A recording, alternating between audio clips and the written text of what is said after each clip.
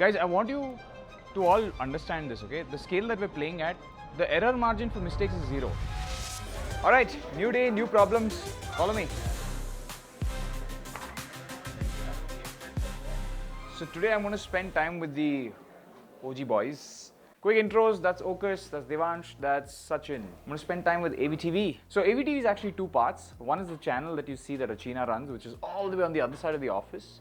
And the other part is the cohort that they do, where they train video editors. So unlike every other business owner, my first question to AV every time I meet the school team is, how many placements this month? 23.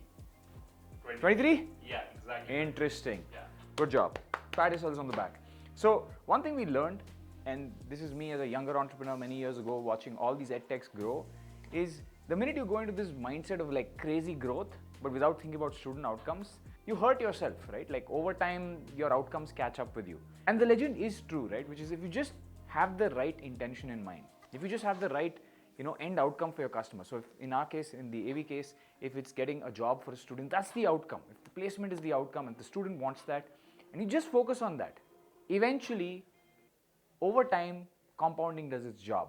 Now, despite that, the AV school is still our smallest business by P&L, but in my opinion, one of the most critical because it actually helps us hire. So I'm going to take you to the other side and show you how AV syncs with the rest of the business.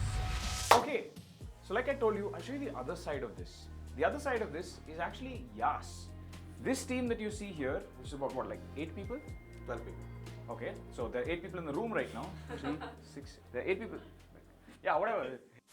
How much talent have you hired for AEOS this week? What's the breakdown like? On an average, we hire about 7 to 10 people Per week? Per week. I mean, that's on the high weeks. But on a monthly basis, about 25 to 30 odd people, majority of them being editors. But I think it's never enough. We're always looking for more editors, always looking for more writers. It's always a shortage of people that we can look. Can you tell me how you interface with the AV school? So, unfortunately, for every other company out there, we try to take every editor possible from AV, primarily because we can't get enough, right? You're not supposed to say all these things, and people will be like, "Your monopoly has been exposed, you greedy pests." Anyway, go back. But yeah, on an average, about 25 editors a month. So not just hiring editors, you're hiring content creators, you're hiring writers, you're hiring production staff, and so many other roles, right?